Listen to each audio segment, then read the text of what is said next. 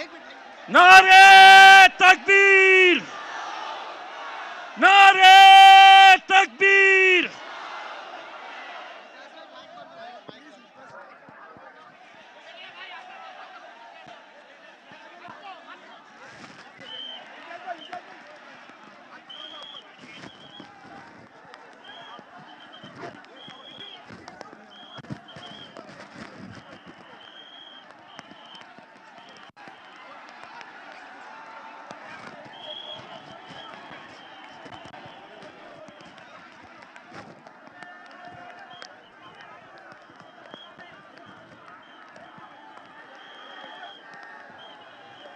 औज़ुबिल्लाहि मिनश्शैतानिर्रजीम, बिस्मिल्लाहिर्रहमानिर्रहीम। अस्सलामु अलैकुम व रहमतुल्लाहि व बरकातुहू। मुअज़्ज़िज़ हाज़रीन इकराम, बुज़ुर्गान कौम और मिल्लत, मेरी इज़्ज़तदार माँ और बहनों, मजलिस इत्तेहादुल मुस्लिमीन के मुंबई के सदर मोहतरम जनाब रईस लश्करिया साहब, महाराष्ट्र के MIM के सदर मोहतरम इम्तियाज़ जलील साहब, साबिक़ा रुकन असम्बली वारिस पठान साहब, मौजूदा रुकन असम्बली तेलंगाना मोहतरम जनाब अहमद बलाला साहब, वो इंचार्ज मुंबई, मेरे तमाम मजलिस इत्तेहादुल मुस्लिमीन के रुफ़क़ा अराकीन, अज़ीज़ान मिल्लत, मैं आपका शुक्रगुज़ार हूँ कि आप लोग इतनी बड़ी तादाद में यहाँ पर जमा हैं, बावजूद इसके कि तेज़ मूसलाधार बारिश हो रही है। और मैं आपका मेरे दिल की गहराइयों से आपका शुक्रिया अदा करता हूँ, ख़ास तौर से हमारी माँ और बहनों का, कि उन्होंने बारिश की परवाह किए बग़ैर आज आप यहाँ पर बैठे हैं। मैं आपका शुक्रिया अदा करता हूँ, आपका सलाम करता हूँ। मैं हमारे बुज़ुर्गों को भी सलाम करता हूँ कि वो आज इस तेज़ बारिश में यहाँ पर बैठकर मजलिस इत्तेहादुल मुस्लिमीन के जलसे को सुनने आए हैं।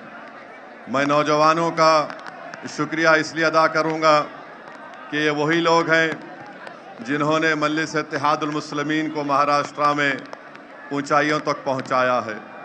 तो मैं आप तमाम का शुक्रगुज़ार हूं कि आप लोगों की यहाँ पर मौजूदगी इस बात का पैगाम देती है कि इंशाअल्लाह ताला आज से नहीं बल्कि हमेशा से मजलिस की कोशिश यही रही कि आपकी एक सियासी क़ियादत को बनाया जाए। मगर यहाँ पर इस विधानसभा में आज आप यहाँ पर बैठे हैं तो मुझे यकीन है कि अब आने वाले महाराष्ट्र में हम लोग एक नया इनकलाब लिखेंगे इंशाअल्लाह ताला।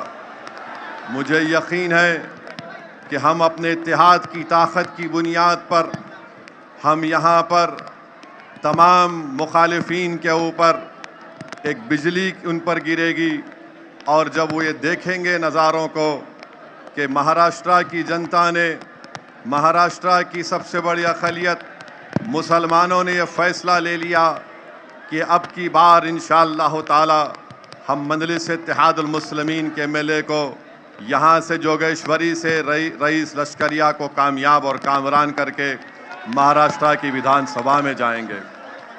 मेरे अज़ीज़ दोस्तों और बुज़ुर्गों, मेरी इज़्ज़तदार माँ और बहनों, अगर आप और हम तारीख़ इस्लाम का मुताला करेंगे तो तारीख़ इस्लाम हमसे पुकार कर कह रहा है कि हमारा वजूद खुद एक उजाला था, हमारा वजूद खुद एक उजाला था। हमारे वजूद से दुनिया में ज़लज़ले आए और आसमान से मैला पानी तो गिराया जा सका तागूती ताकतों की तरफ से, मगर हमने कभी डर और खौफ के रास्ते को इख्तियार नहीं किया। नौजवानों, मेरी इज़्ज़तदार माँ और बहनों, मैं आपसे कह रहा हूँ कि हमारा वजूद खुद एक उजाला है। हमारे वजूद से दुनिया के अंधेरे छट गए। हम ना कभी ज़लज़लों से डरे, ना हम ताकतों के आगे अपने सर को झुकाए। हमारी ज़िंदगी इस बात की गवाह है कि हमारे बुज़ुर्गों ने, हमारे आबा अजदाद ने अगर किसी के सामने अपने दिल और सर को झुकाया तो वो अल्लाह की ज़ात है जिसने इस कायनात को बनाया है। मेरी इज़्ज़तदार माँ और बहनों, नौजवानों, क्या नहीं आ रहा? आवाज़ नहीं आ रही आपको?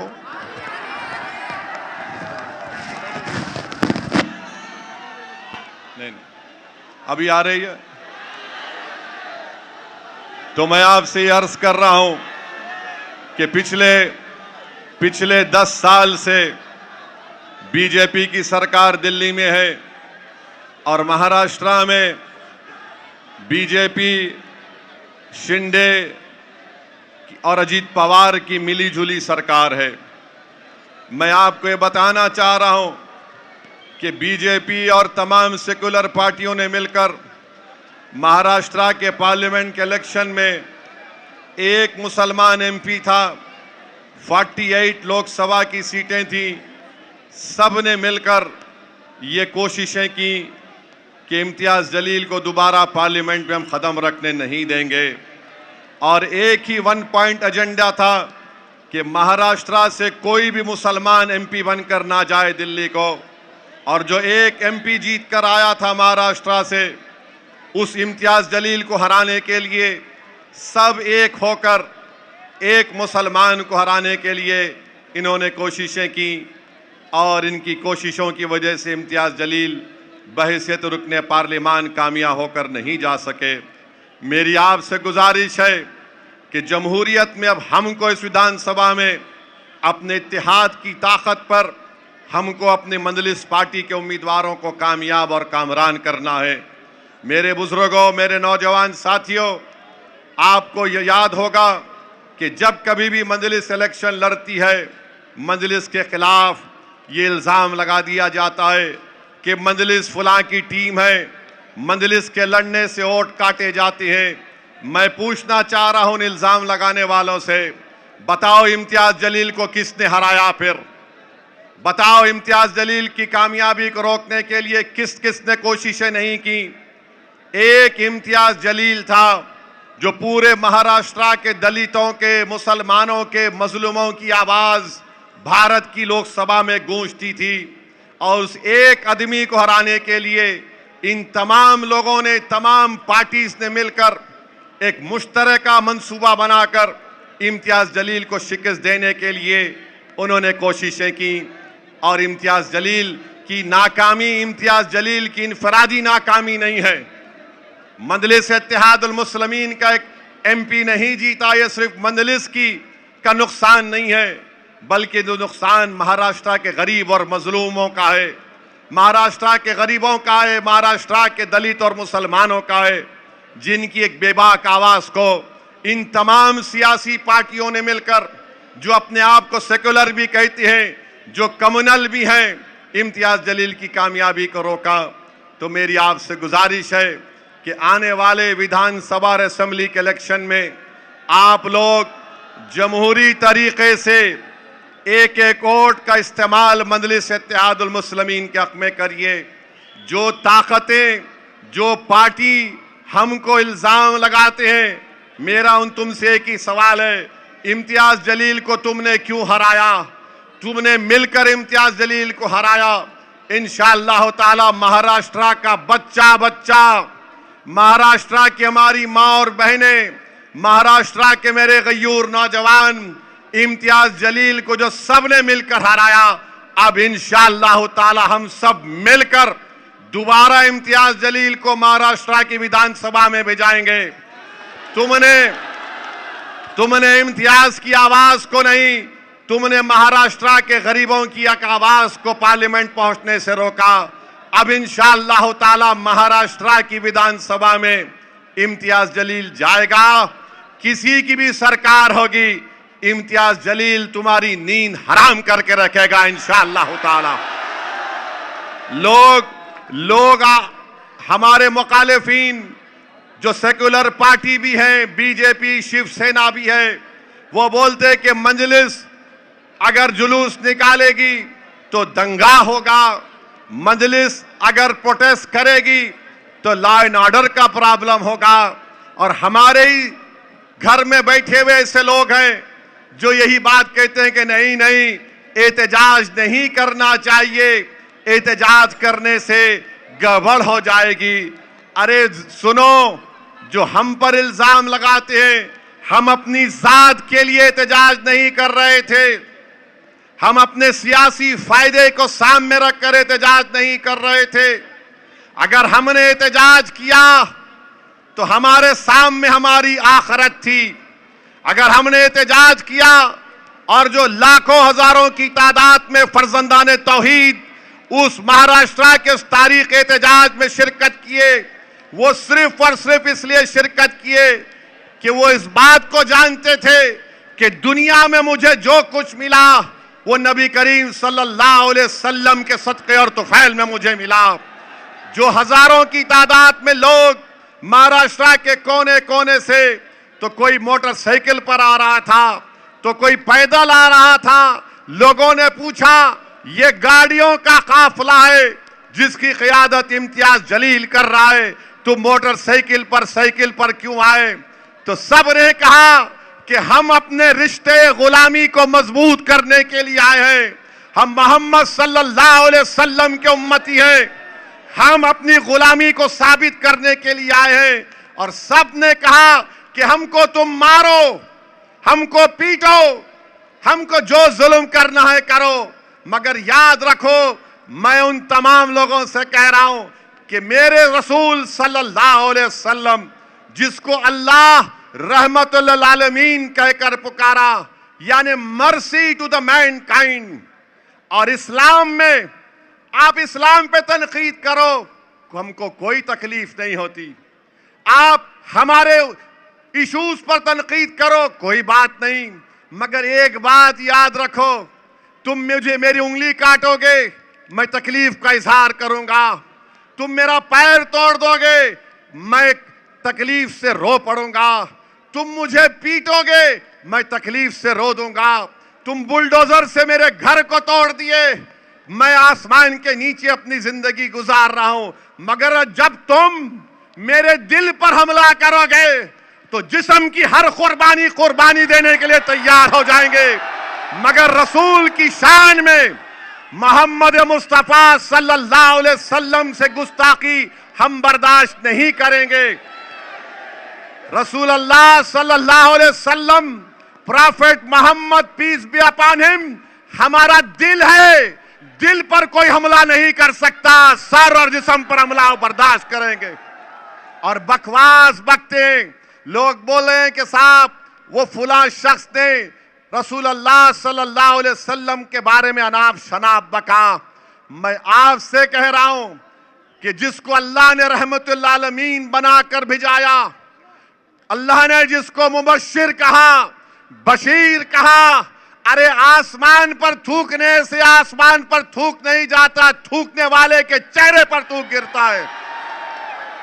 और कुरान में बतलाया गया, सुनो, कुरान करीम में बतलाया गया कि जो मोहम्मद सल्लल्लाहु अलैहि वसल्लम की शान में गुस्ताखी करता है, एक शख्स था, मुगीरा बिन वलीद उसका नाम था, वलीद बिन मुगीरा उसका नाम था, वो भी गुस्ताखी करता था।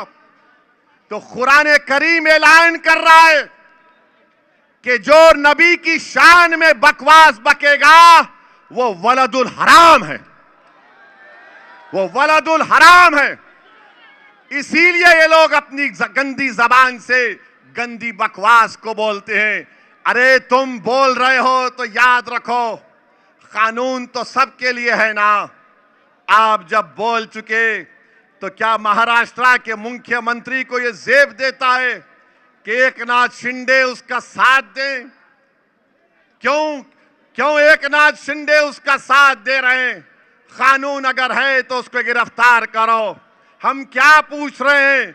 हम ये नहीं कह रहे हैं कि आसमान से तारे तोड़ कर ला कर दो, हम ये नहीं कह रहे हैं कि चांद से मट्ठी ला कर दो, हम ये कह रहे हैं कि कानून को इस्तेमाल करो और उसको जेल को भी जाओ। मगर आज आप देख रहे हैं कि कोई इस पर जितने सेकुलर पार्टीज हैं सब खामोश सन्नाटा है, गूंगे बनकर बैठे हुए हैं, कोई नहीं बोल रहा इसके ऊपर। जब इम्तियाज जलील ने ऐलान किया कि जुलूस निकाला जाएगा, एहतजाज होगा, तो हमने हर पार्टी के जिम्मेदारों को जिले सतह पर खत लिखकर भिजाया कि आओ इस एहतजाज में, ये मंजलिस का एहतजाज नहीं है, ये रसूल अल्लाह सल्लल्लाहु अलैहि वसल्लम की अजमत के लिए हम निकल रहे हैं।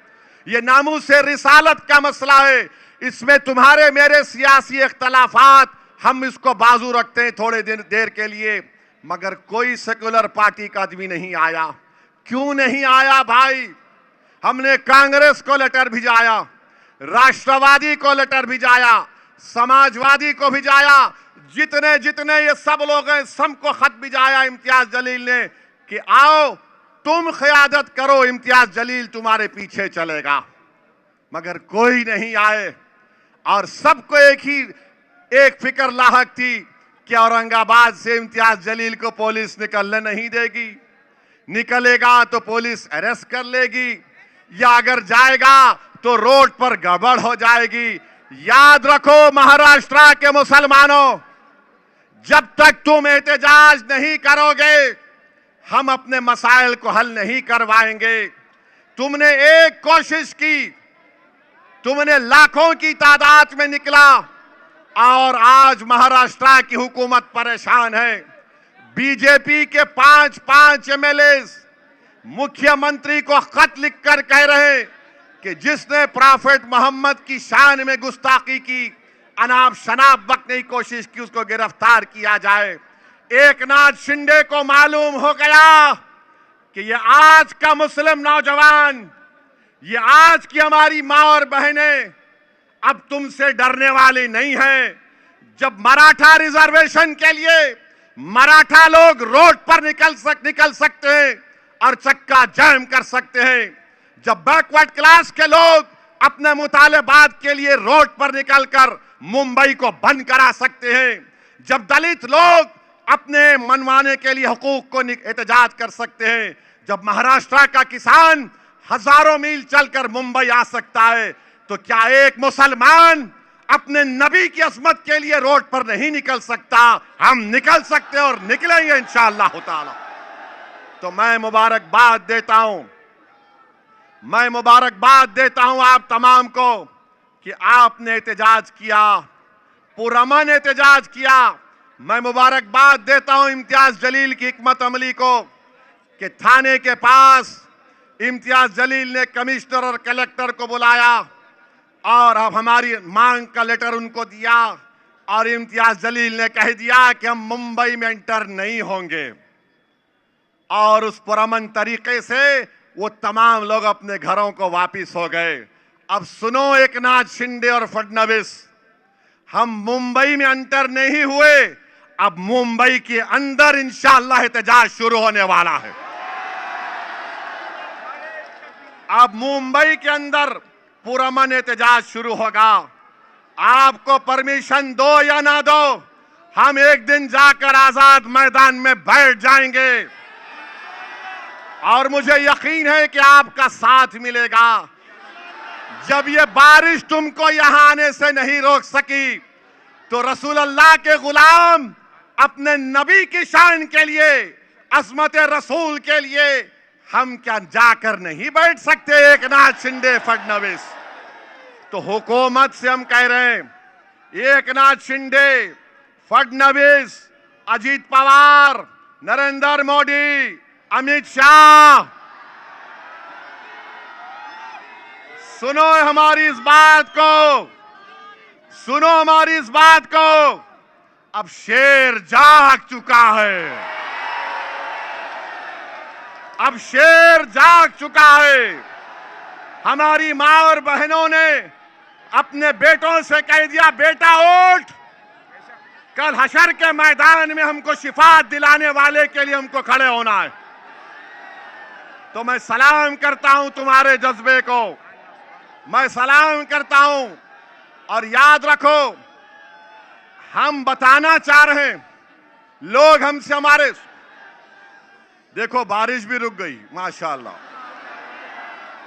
इस वास्ते बारिश से डरना नहीं। बारिश हो रही थी, अपन निकल के बरसा, अल्लाह की रहमत बरस रही है, कोई बात नहीं। एक बात हमारे हिंदू भाइयों को बताना चाहते हैं, हमको दीन कैसे मिला, हम क्यों मुसलमान हुए, हम क्यों नमाज पढ़ते हैं, हम क्यों रोजा रखते हैं, हम क्यों मस्जिदों को बनाते हैं, हम क्यों गरीबों को खाना खिलाते हैं, हम क्यों यतीमों की मदद करते हैं, हम क्यों बेवाओं की मदद करते हैं। इसलिए कि हमारे रसूल ने हमको सिखाया, इसलिए कि हमारे रसूल सल्लल्लाहु अलैहि वसल्लम ने हमको सिखाया। अगर वो हमको नहीं सिखाते तो हम कुछ नहीं करते। उन्होंने बताया करो, हम बोले करेंगे। तो ये बात आपको समझना है। और अजीजाने मिल्लत इस्लामिया, कुरान करीम में अल्लाह फरमाता है सूरह अल हुजरात में कि ऐ ईमान वालों, अपनी आवाज को, अल्लाह बोल रहा कुरान में कि ऐ ईमान वालों, अपनी आवाज को नबी की आवाज के आगे बुलंद मत करो, वरना तुम्हारे अमाल हब्त कर लिए जाएंगे, खत्म कर दिए जाएंगे। एक सहाबी रसूल थे, उनका नाम साबित बिन खैस रदियल्लाहु ताला अन्हु था। उन्होंने जब सुना तो रोते हुए बारगाह नबूवत से चले गए, कई दिन तक नहीं आए। सहाबा इकराम को अल्लाह के रसूल सल्लल्लाहु अलैहि वसल्लम ने भेजा और भेजकर पूछा कहाँ है साबित, कहाँ है साबित बिन कैस, बुला कर लेकर आओ।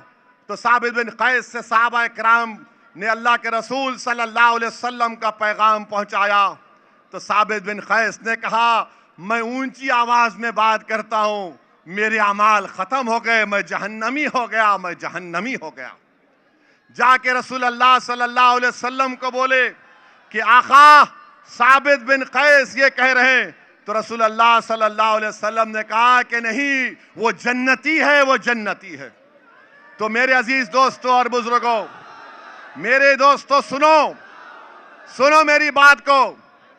इमाम मालिक रहमतुल्लाह अलैह मदीने में है, हदीस बोल रहे हैं, हदीस को बयान कर रहे हैं।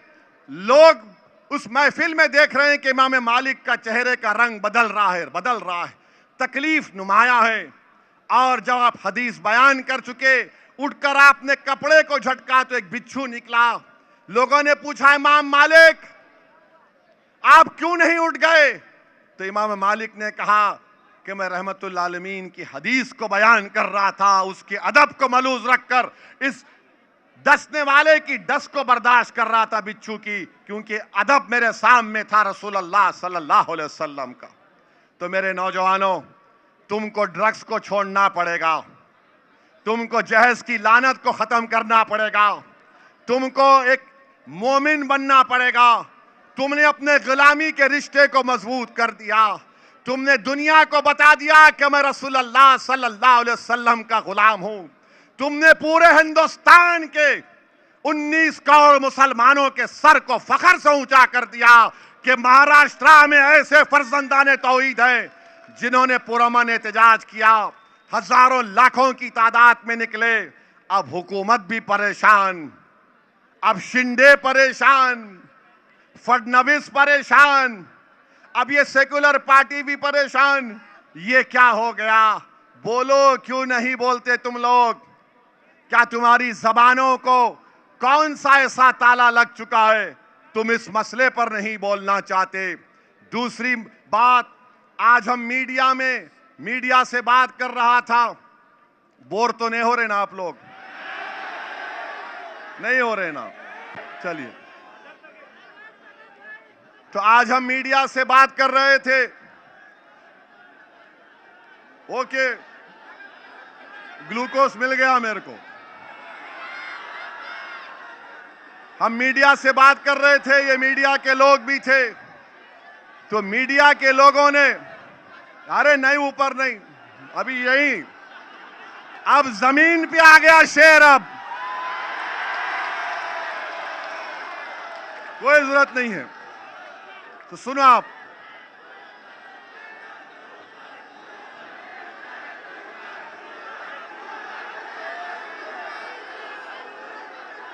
हमारे, सुन लीजिए, थोड़ा टाइम है।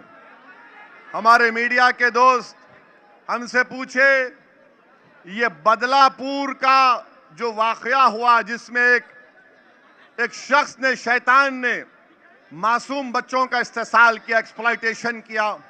उन्होंने कहा कि एक पोस्टर लगा दिया गया है जिसमें फडणवीस की फोटो है, बीजेपी के, मोदी की, अमित शाह की फोटो है, जिसमें पोस्टर में लिखा गया कि बदलापुर का बदला ले लिया गया है। बताओ असदुद्दीन ओवैसी, तुम्हारी राय क्या है? मैंने कहा कि जमहूरियत में भारत एक लोकतंत्र है, यहां पर बाबा साहब अंबेडकर का बनाया हुआ संविधान है और संविधान में रूल ऑफ लॉ है। नहीं, आवाज सुनो, आवाज सुनो, सुनो सुनो। अब फिर बारिश हुई तो क्या करेंगे? रुको अभी। मेरे भाई मेरी एक सवाल का जवाब दो। सुनो मेरी बात। आप सिर्फ मुझे देखने आए हैं ना? अगर कल मेरी आंख बंद हो गई तो तुम क्या मजलिस को छोड़ दोगे? तो मजलिस बड़ी है, ओवैसी बड़ा नहीं है, याद रखो। तुमको नेता बनना है, तुमको असदुद्दीन ओवैसी का बाजू बनना है। नौजवानों, तुम मेरा बाजू बनोगे? नौजवानों, तुम साथ दोगे मेरा? बस अब सुनो मेरी बात को। तो बदलापुर का बदला ले लिए, वो पोस्टर पे लिखा। हमने कहा कि अंबेडकर का बनाया हुआ संविधान, बैठो जी, अंबेडकर का बनाया हुआ संविधान रूल ऑफ लॉ की बात करता है। अंबेडकर का बनाया हुआ संविधान बाबा साहब का बताता है कि right to life fundamental right है। तो मीडिया ने कहा नहीं, वो बदला ले लिए। मैंने कहा हम बदला नहीं लेते, हम इंसाफ करते हैं जालिम को सजा देकर। बदला माफिया के लोग और गुंडे और कातिल लेते हैं। माफिया, गुंडों और कातिल में और सत्ता में बैठे हुए हुक्मरानों में फर्क होता है। जो चीफ मिनिस्टर होता है, जो डिप्टी चीफ मिनिस्टर होता है, वो बदले की भावना से काम नहीं करता, उसको इंसाफ को सामने रखकर काम करना पड़ेगा। मीडिया नहीं समझी। मैं आपको याद दिला रहा हूं, पाकिस्तान से टेररिस्ट आए थे, मुंबई में आए थे। वीटी स्टेशन पर मासूम भारत के लोगों के से खून की होली खेली। बड़े बड़े होटलों में जाकर लोगों का कत्लेआम किया उन टेररिस्ट में। उसमें एक टेररिस्ट था जिसका नाम अजमल कसब था। उस कसब को पकड़ने में हमारा एक बहादुर हिंदू भाई पुलिस वाला शहीद हो गया हुआ। हम कसब को पकड़े, जेल में डाले, कोर्ट में केस चलाए, कोर्ट ने फांसी की सजा दी, हमने फांसी दी।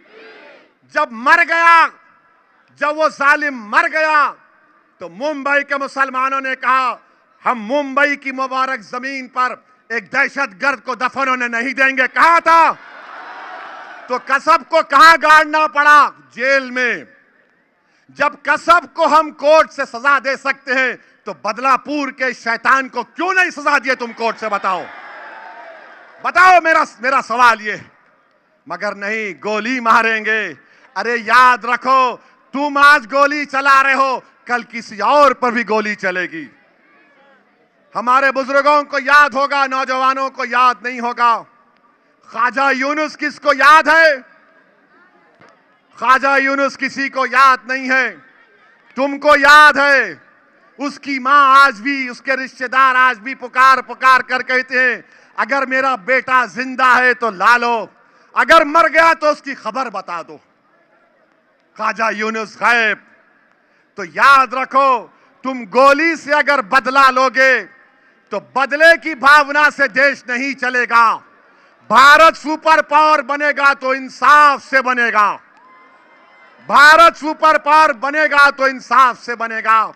तो अगर ये सरकार ये पोस्टर लगाकर ये कह रही है कि हम बदलापुर का बदला ले लिए, अरे ये माफिया, ये गुंडे जो भारत के संविधान पर भरोसा नहीं करते। आप मुख्यमंत्री हैं, देवेंद्र फडणवीस भारत के प्रधानमंत्री का ख्वाब भी देखते हैं। फडणवीस कहते हैं मैं एक दिन प्राइम मिनिस्टर बनना चाहता हूं। कोई बुरी बात नहीं है, कोई बुरी बात नहीं है। ख्वाब देखना कोई हराम चीज नहीं है, मगर जब आप ख्वाब देख रहे हैं तो इंसाफ के बारे में सोचो। हम तो ये चाहते थे कि बदलापुर के लोगों को कोर्ट सजा देती, उस जालिम को वो जेल में सड़ता, अपनी मौत के लिए पुकारता और तब जाकर उसको मौत अपने आगोश में ले लेती, मगर आपने उसको आसान रास्ता दे दिया। ये इंसाफ है या नहीं है, ये मैं आप पर छोड़ता हूं। तीसरी बात, नरेंद्र मोदी का दिल नहीं भरा मुसलमानों को तंग करने से। मोदी ने अपने बुलडोजरों से मुसलमानों के घरों को तोड़वा दिया। जिस तरह आज हम पानी में खड़े हैं, थोड़ी देर के लिए सोचो, थोड़ी देर के लिए सोचो, तसव्वुर करो कि तुम्हारा एक 20,000 स्क्वायर फुट का घर है। मध्य प्रदेश में छतरपुर में हाजी शहजाद अली ने 20,000 स्क्वायर फुट का घर बनाया। घर में सामान मुंतकिल हो रहा है कि आज नहीं तो कल घर में चले जाऊंगा। ये जो जालिम जिसने महाराष्ट्र में हमारे नबी रसूल की शान में गुस्ताखी करने की कोशिश की, छतरपुर की जनता ने एहतजाज किया, वायलेंस हो गया। हाजी शहजाद को कलेक्टर ने कहा रुकाओ, जनता नहीं सुनी। तो क्या हुआ बाद में? हाजी शहजाद अली के 20,000 स्क्वायर फीट के घर को मोदी के बुलडोजरों ने तोड़ दिया। आज हाजी शहजाद अली के घर वाले, आज हम जलसा सुनने के लिए बारिश में भीग रहे हैं, वो 1 महीने से धूप में आसमान के नीचे खड़े हैं। बच्चे हैं, बेटे हैं, बारिश के नीचे खड़े हैं। अरे कितने घरों को तुमने तोड़ दिया। याद रखो मोदी, जुल्म जब होता है तो एक दिन जुल्म का खात्मा होगा, जुल्म का खात्मा होगा और अल्लाह इंसाफ करेगा इंशाअल्लाह ताला। मैं सलाम करता हूं हाजी शहजाद अली के जज्बे को। हाजी शहजाद अली ने वीडियो निकाल कर कहा कि मैंने प्रॉफेट मोहम्मद सल्लल्लाहु अलैहि वसल्लम के बारे में जिसने बकवास बकी थी, उसके खिलाफ कानूनी कार्रवाई के लिए हम प्रोटेस्ट किए। अगर मेरे रसूल के लिए एक घर को कुर्बान करना है तो मैं ऐसे 2 घर को अपने हबीब अल्लाह पर कुर्बान करता हूं। मगर याद रखो, याद रखो, हम बारिश में खड़े हैं, भीग रहे हैं, बच्चे हैं, माए हैं। मैं तुम्हारे से एक अपील कर रहा हूं, तुम यहां बैठे बैठे अपने दिल से दुआ करो, अपने दिल में दुआ करो कि अल्लाह, जो ये जालिम लोग हमको सिर्फ इस बात की सजा दे रहे हैं कि हम तेरा कलमा पढ़ने वाले हैं, या अल्लाह हमको सिर्फ इस बात की सजा दे रहे हैं कि हम तेरी तौहीद का इकरार करने वाले हैं, या अल्लाह हमको इसलिए मारा जा रहा है कि हम तेरे हबीब को खातमुन नबीन मानते हैं। परवरदिगार, जो हम पर गुजर रही है हम उसको तेरे हवाले करते हैं, तू इंसाफ कर। और मुझे यकीन है, मुझे यकीन है, मुझे यकीन है कि जो गरीब और मसलूम है, चाहे हिंदू, मुसलमान, दलित, आदिवासी हो, जो हुक्मरान जुल्म करेगा, अल्लाह देख लेगा उन लोगों को। अरे तुम हमको कमजोर समझकर दबा रहे हो। तारीख गवाह है कि जिन ताकतों ने कमजोरों को दबाया था, तारीख ने देख लिया कि अल्लाह ने उन कमजोरों के सरों पर ताज को रखा। जिन जालिमों ने भूखे प्यासों को मारा और पीटा, अल्लाह ने उनके सरों पर तख्त व ताज की जिम्मेदारी आयद कर दी। जो भूखे थे, 12-12 दिन के भूखे थे, अल्लाह ने उनको इतनी दौलत दी कि लोग उनका सदका लेने के लिए लोग कम पड़ गए, इतनी दौलत अल्लाह ने उनको अता की। तो मैं आपसे अपील कर रहा हूं कि अल्लाह पर तवक्कल करो, उम्मीद अल्लाह से रखो और इंशाअल्लाह ताला जालिम के जुल्म का खात्मा होगा इंशाअल्लाह ताला। डरने और घबराने की जरूरत नहीं है। नरेंद्र मोदी भारत की पार्लियामेंट में मुसलमानों को कम कर दिए, क्या आपने पार्लियामेंट इलेक्शन में नहीं सुना कि मोदी ने कहा था कि भारत की मुस्लिम माएं ज्यादा बच्चों को पैदा करती है? मोदी जी, आपकी मां को 6 बच्चे थे। अमित शाह, आपके 7 या 9 बहनें हैं।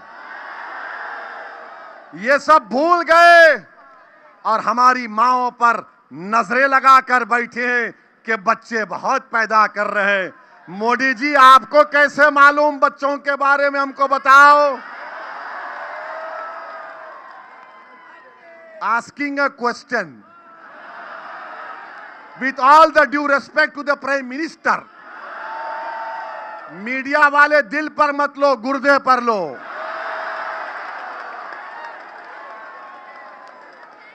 रात में नींद आएगी नहीं मालूम, हमारे डैडी को बोल दिए, हमारे माई बाप को बोल दिए, हमारे डियर को बोल दिए। बोलते हमारे मुंह में भी जबान है। और मोदी जी क्या बोले भाषण में? किसी हमारे हिंदू बहन के गले से मंगलसूत्र निकाल कर देंगे। या हमारी मां और बहनें बैठी है, मेरे सवाल का जवाब दो। क्या आप पसंद करेंगे कि किसी हिंदू बहन का मंगलसूत्र आपको छीन कर दिया जाए? अरे तुमसे नहीं, इनसे पूछ रहा हूं। हर चीज में तुम आ जाते। अबे 50% आबादी है, औरतों की वोट लेना पड़ेगा इनका भी। आपको पसंद है कि कोई हिंदू बहनों के गलों से मंगलसूत्र छीन कर ला कर दे? आप गयूर है नहीं है? अरे ये वो बहनें हमारी माँ है और मोदी जी बोल रहे मंगलसूत्र छीन के लाके देंगे। मोदी जी, भारत में मुसलमानों का TFR rate, total fertility rate गिर चुका है और इंशाअल्लाह ताला एक आइंदा 70 साल में हिंदू और मुसलमान पॉपुलेशन स्टेबलाइज होगा। स्टेबलाइज। अब वो शादी करने के बाद बोलना, समझे ना? हाँ। और बीवी पे जुल्म नहीं करना, बीवी को छोड़ के नहीं रहना अकेले, बीवी के साथ रहना, तो उसमें मजा है। जो बीवी को छोड़ के दुनिया को ज्ञान देता उसको क्या बोलते हैं आपको मालूम? मैं नहीं बोलता। तो अब नरेंद्र मोदी, हाँ अभी आपको मालूम, मेरे को नहीं मालूम, वरना मीडिया वाले बोलेंगे भड़काऊ भाषण दिया था इन्हें। अब नरेंद्र मोदी एक वक्फ के कानून को लाए हैं, वक्फ का बिल लाए हैं।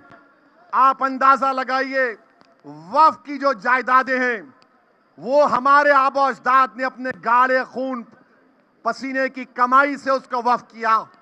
मोदी बोल रहे नहीं ये गवर्नमेंट प्रॉपर्टी है। मोदी जी, वक्फ की प्रॉपर्टी का मालिक अल्लाह है, नरेंद्र मोदी नहीं हो सकता। तो मोदी क्या कर रहे हैं? मोदी ये कह रहे हैं कि मैं बिल लाया हूं और बिल के जरिए ये बताना चाह रहा हूं कि वक्फ की प्रॉपर्टी का मालिक, सुनो, वक्फ की प्रॉपर्टी का मालिक अल्लाह नहीं है, मोदी होगा। मोदी जी, ये हमको बर्दाश्त नहीं है। अब क्या कह रहे हैं कि वही वक्फ कर सकता है जो 5 साल से प्रैक्टिसिंग मुसलमान हो। 5 साल से प्रैक्टिसिंग मुसलमान हो। अब मोदी जी बताइए, प्रैक्टिसिंग मुसलमान की क्या बोलते हिंदी में, परिभाषा क्या है? हाँ, परिभाषा क्या है? अगर जिसकी दाढ़ी है उन्हें प्रैक्टिसिंग है नहीं, मोदी जी बोलो, तो मोदी जी बोलेंगे मेरे को भी दाढ़ी है, मगर मुसलमान भी दाढ़ी रखता है। हम मोदी जी से पूछना चाह रहे हैं, क्या टोपी पहनना प्रैक्टिसिंग मुसलमान है? क्या मस्जिद में जाकर नमाज पढ़ना प्रैक्टिसिंग मुसलमान है? क्या रोज सुबह तहज्जुद की नमाज जो हमारे अहले दिल पढ़ते हो प्रैक्टिसिंग मुसलमान है? कोई अगर तस्बीह हाथ में लेके जिक्र करेगा तो वो प्रैक्टिसिंग है या नहीं? मैं नहीं गिरूंगा, मेरे को मालूम, मेरे को मालूम। मैं गिराने आया हूं, सबको गिरने नहीं आया हूं। अब हम मोदी जी से पूछना चाह रहे, अगर किसी की वाइफ नॉन मुस्लिम है तो प्रैक्टिसिंग है नहीं है? हम मोदी जी से पूछना चाह रहे, शादी करके बीवी को घर में नहीं रखा तो प्रैक्टिसिंग है या नहीं? समझे आप? समझे ना? अक्लमंद को इशारा काफी। अब मोदी जी बताइए, प्रैक्टिसिंग मुसलमान को डिफाइन नहीं किया गया है। आप होते कौन है मोदी जी मुझे सर्टिफिकेट देने वाले? मैं जब आप अल्लाह के करम से अपनी अम्मा के पेट में था तो मेरी अम्मा अपने पेट पर हाथ रखकर कुल वल्लाहु अहद, कुल वल्लाहु अहद, अल्लाहुस समद, लम यलिद वलम यूलद वलम यकुल लहू कुफुवन अहद। हमारी माँ इस तरह हमको पैदा की। अब मोदी जी बोल रहे, बेटा 5 साल जब हो जाएंगे ना, मेरे पास आना, मैं चाय पिलाऊंगा, तुमको ज्ञान दूंगा और तुमको बोलूंगा पकोड़ा बनाओ, नौकरी मिल जाएगी। उसके बाद मोदी जी बोलेंगे, बेटा सेल्फी लेते हैं सर्टिफिकेट की कि आज तू मुसलमान हो गया। वाह वाह मोदी जी, अब आप तय करेंगे कौन मुसलमान है। ये वक्फ बोर्ड के कानून में बनाया गया। मैं आपको एक बात कह रहा हूं, अगर ये बिल कानून बनेगा, हम और आप एक बाबरी मस्जिद को खो चुके हैं, हम कई मस्जिदों को खो देंगे। हम एक बाबरी मस्जिद को खोए, कई मस्जिदें हमसे छीन ली जाएंगी, कई दरगाहें खत्म कर दी जाएंगी, खुदा ना खास्ता खानकाएं बर्बाद कर दिए जाएंगे, कब्रस्तानों पर बिल्डिंगें खड़ा कर दी जाएंगी। क्यों? क्योंकि मोदी ने इस बिल में वक्फ यूजर को खत्म कर दिया। और ये आरएसएस बीजेपी के दुम छल्ले ये कहते हैं कि वक्फ यूजर, सुनो, वक्फ यूजर हमारे हिंदू भाइयों के धर्म में भी है। बाय यूसेज, बाय कस्टम हमारे हिंदू भाई बहन की प्लेसेस ऑफ रिलीजियस वो बन जाती है। और ये बोलते हैं मेरे खिलाफ एक सोशल मीडिया पर इनके आधे दिमाग के उल्लुओं ने, इनके आधे दिमाग के ट्यूबलाइट ने, इनके थम्स अप ने शुरू किया, वैसे ऐसा बोल दिया। अरे भाई, तेलंगाना का कानून पढ़, आंध्रा का एंडोमेंट एक्ट पढ़, तमिलनाडु का एंडोमेंट एक्ट पढ़, ओडिशा का एंडोमेंट एक्ट पढ़। उसमें लिखा हुआ हिंदू भाइयों में भी बाय यूसेज का टर्म इस्तेमाल हुआ है। मगर जब हिंदू धर्म में यूसेज है तो मुसलमानों के धर्म से वक्फ यूजर क्यों खत्म किया जा रहा है? मेरे भाई, इस कानून में बहुत सी गलतियां हैं। बहरहाल मेरी आपसे एक अपील है कि all India Muslim personal law board अगर ये ऐलान करेगा कि हमको इस बिल के खिलाफ एहतजाज करना है तो आप साथ देंगे? आप साथ देंगे? अच्छा, फिर ये लोग, ऐसे लोग भी मोदी जी की चाहत में हैं अभी। क्या नाम है उनका? हाँ हाँ। अब मैं दारुस्सलाम की तकरीर में, सुनिए, अरे सुनो, अभी 5 मिनट बाकी है। दारुस्सलाम की तकरीर में मैंने इनके बारे में कहा तो लोग ने मुझसे पूछे कि आपने रंग बिरंगी कह दिया। मैंने कहा, इसलिए कहा ये आरएसएस के रंग में हमारी सफों में आ रहे हैं। और जब रंग की बात आई तो अमीर खुसरो ने क्या अच्छा कहा था, अमीर खुसरो ने क्या अच्छा कहा था, मैं उस रंग को मानने वाला हूं। अमीर खुसरो ने कहा था, आज रंग है, आज रंग है मां, रंग है री, मोरे महबूब के घर रंग है री, ये सजन मिलावे रा, सजन मिलावे रा, मोरे आंगन को जग जियारो, जगत उजियारो, मैं तो ऐसो रंग और नहीं देखी रे, मोहे पीर पायो निजामुद्दीन औलिया। ये इनके, ये जो मोदी जी को नमस्कार, वाह मोदी जी वाह, ये आरएसएस के रंग में है। और ओवैसी जो अमीर खुसरो ने कहा था महबूब इलाही के बारे में, इस रंग में और उस रंग में जमीन आसमान का फर्क है। मेरे अजीज दोस्तों और बुजुर्गों, आपको मालूम अजमेर की दरगाह के खिलाफ आज अजमेर में केस पड़ गया कोर्ट में, और केस डालने वालों ने कह दिया कि अजमेर की दरगाह में जो बुलंद दरवाजा है उसके नीचे एक मंदिर है। अब बताइए आप, अभी वक्फ का कानून बना नहीं, मगर ये लोग अपनी तैयारी शुरू कर चुके हैं। बहरहाल मेरे अजीज दोस्तों और बुजुर्गों, आने वाले विधानसभा में, इस विधानसभा से हमने रईस लश्करिया साहब को अपना उम्मीदवार बनाया है। तो मेरी आपसे गुजारिश है कि आप रईस लश्करिया को अपना नया विधायक बनाएंगे इंशाअल्लाह। हाथ उठाकर वादा करिए। और महाराष्ट्र में मजलिस की कामयाबी के लिए आप दुआ करेंगे, मुत्तहिद रहेंगे, डरेंगे तो नहीं, बी टीम के नाम से डरेंगे तो नहीं। तो अगर आप वादा कर रहे हैं तो मेरी अल्लाह से दुआ है कि अल्लाह हमको साबित कदम रखे और इंशाअल्लाह ताला अल्लाह हमको कामयाब करेगा। आप तमाम का बेहद शुक्रिया, आप यहां पर आए। मुझे यकीन है कि महाराष्ट्र की सियासत में एक इनकलाब बर्पा हो चुका है और इंशाअल्लाह ताला अल्लाह हमको कामयाब करेगा। आप तमाम पुरअमन तरीके से अपने अपने घर को जाइए। बहुत बहुत शुक्रिया। अस्सलाम वालेकुम।